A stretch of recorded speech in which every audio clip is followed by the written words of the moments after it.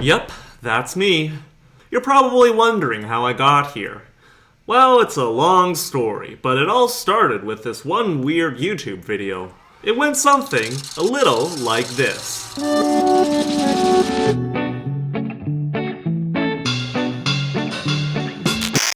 We're starting off with the mystery of Germany's exploding toads. The year is 2005, the worst of all the years, and Hamburg's Altona district is popping off. Literally. Over several days, over 1,000 toads in the local pond up and exploded. And quite violently, I might add. News reports from the Times say toad guts were launched up to a meter away. At first, scientists were flummoxed. Could it be some kind of horrible disease, a strange fungus maybe? Kids were told to stay away from the pond, now nicknamed the Pond of Death. Eventually, one amphibian expert cracked the case. Turns out the toad explosions weren't due to a hilariously lethal pathogen, but instead a hilariously trollish murder of crows. These crows discovered toad livers were mighty tasty, but couldn't be bothered to kill the animals first. Instead, they'd sneak up on a couple having hot steamy toad sex and peck out their livers mid-coitus. The toads wouldn't even notice their liver was stolen until the deed was done. When the toads finally clued into what was happening, it was of course too late. See, these toads puffed up as a defense mechanism. But, without the liver there to hold all their organs in place, they just kept puffing and puffing until... Isn't nature romantic? Our next tragedy allegedly took place in 1910 in Des Moines, Iowa. Silas Perkins was not your average farmer. He's won an award. Or I should say his beloved duck Rhadamanthus won an award. The duck, king of the recent poultry show, was given free reign over the farm. Coincidentally, earlier that morning, his owner Perkins put a pan of yeast out on the back porch. After returning from church, Perkins found his feathered friend looking extra bloated next to the empty pan of yeast. "You're looking under the weather, old friend," Perkins smiled as he bent to pick up the bird. The duck responded by quacking once and exploding into 100 bloody bits. A piece of duck lodged itself in one of Perkins' eyes, blinding it beyond repair. At least, so was reported by multiple newspapers at the time. In reality, fact-checking website Snopes tried to track down Silas and his beloved duck, but found no evidence of either. That's ignoring the fact that animals don't typically explode after eating self-expanding substances, including yeast. So, is this century-old legend fake news? Well, we may never know, but if true, it's more likely Rhadamanthus ate a grenade than a pan of yeast. 22 years later, and an ocean away from the infamous duck incident, a farmer sighs as he stares at the clouds, a blissful look in his face. What a perfectly uneventful life he leads out here in northern Queensland, Australia. The sun is shining, the grass is growing, and his favorite cow is contentedly chewing cud as he milks her. Surely nothing bizarre and horrifying could happen here, he thinks. Hello, John. It is I, Betsy. Yes, I could talk this whole time. Shush, no more words, baby. I see how much you care for me, John, and I finally found the guts to say, I love you, John. Will you marry me? The force of the explosion knocked the farmer out cold and blew a chunk of the cow's head clean off. Turns out, the beast picked up a detonator while grazing, which exploded as she was chewing her cud. As for their love story, it was immortalized in a series of sonnets which are still being taught in some of our finer institutions today. It's Moscow in 1923, and the newly formed Soviet Union is trying to figure out new ways to improve their military. How about a weird hover tank? That's stupid! Have we tried putting corkscrews on a tank? Don't be ridiculous! What if we built a big tricycle and filled it with explosions? I'm surrounded by idiots. Comrade Ivan Ivanovich Ivanov, what do you think? Yeah.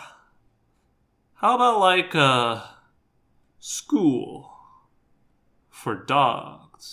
Comrade, that is the best idea I've heard! Flash forward 2 decades. The year is 1941. World War II, Electric Boogaloo, was in full force, and Germany was tearing through Soviet forces like a Panzer IV tank through fragile human soldiers. Eureka, said important Soviet guy. What if we load these weird chickens up with live explosives? Then, when they willingly run under those loud German what's-its, it'll blow them both to smithereens. I can see nothing wrong with this idea. Great news, sir. After dogs were allowed to join the military, we spent the last 12 years training puppies for that exact scenario. Did you train them on those German doodads? No, sir, we trained them on our own tanks. Brilliant! To save money, the dogs were not only trained with Soviet tanks, but not moving, not firing at you Soviet tanks. So, when the first dogs were deployed mid-1941, most animals refused to run toward the exploding scary death machines. What few tanks the dogs did manage to take down were mostly their own. Predictably, the dogs were more likely to run toward their own tanks, which smelled and looked familiar. What dogs remained fled back to their trenches with their armed explosives, forcing their own trainers to shoot them before they got too close. Many trainers spoke out about the brutality of the program, which earned them a quick ticket to the Gulag. What a time to be alive. Alright, that's enough of human beings blowing up animals for fun and profit. Now it's time for Mother Nature to blow up animals for fun and profit. In 2018, scientists discovered a new type of exploding ant named Colobopsis explodens.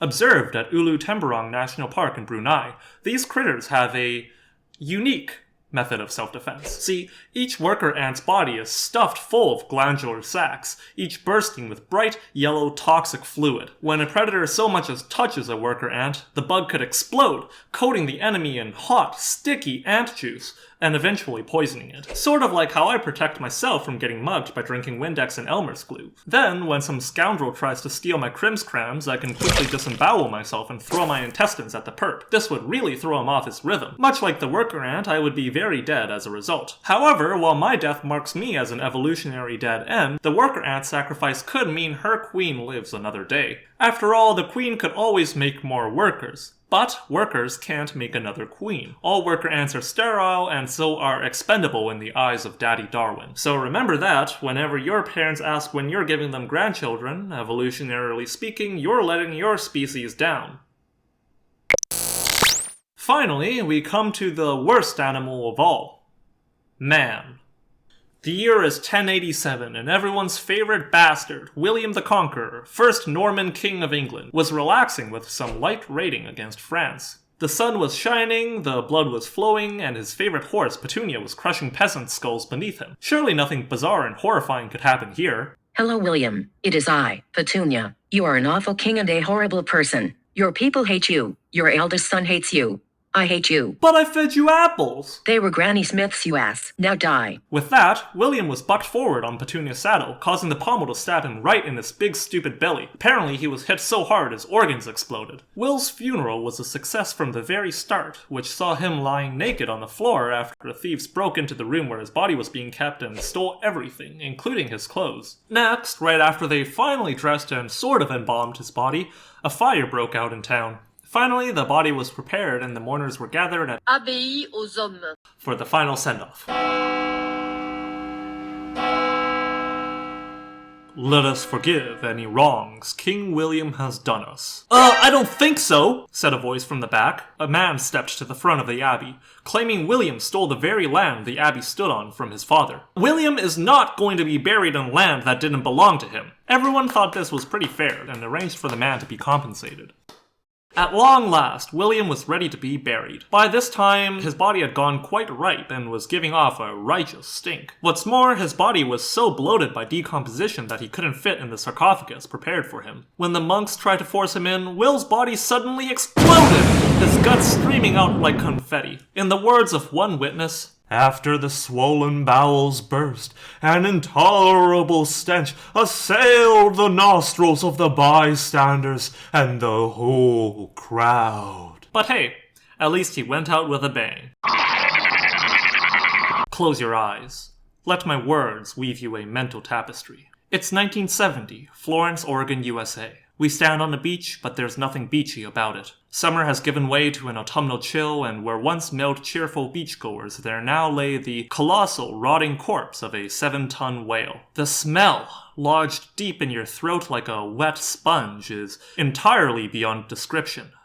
But I will try. Imagine how the bloated, drowned corpse of a morbidly obese cannibal who only ate morbidly obese cannibals would smell. Sit that bad boy out in the sun for a week and you're getting close. You open your eyes. Your name is Paul Lindman. You're a 24-year-old reporter for KATU Channel 2 News. Just behind you lies the whale. The beast washed ashore over a week ago and the Oregon State Highway Division can't make heads or whales out of what to do about it. It's too big to move and they can't just ignore it like usual. The smell was traumatizing traumatizing children. You know what would be far less traumatic? Said then Assistant District Engineer and absolute legend, George Thornton. What if we vaporized it into red mist with 20 cases of dynamite? Is there any chance it might be more than a one-day job?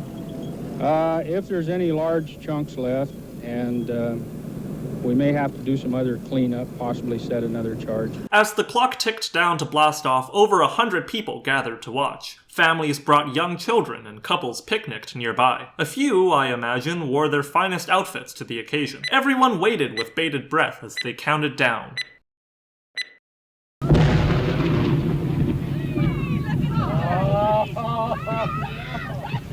Unfortunately, the now former Assistant District Engineer Thornton made two miscalculations. Number one, he didn't foresee the wind blowing inland, carrying with it a foul red mist and several tons of airborne whale organs. Number two, there were now several tons of whale organs raining down on a crowd of picnickers and small children. Thankfully, no one got hurt except for this guy's car, which was caved in by a piece of falling whale. The State Highway Division refunded him in full. So you're probably wondering, what happened to the guy behind the plan? Well, 6 months after what happened, ex-Assistant District Engineer Thornton got promoted.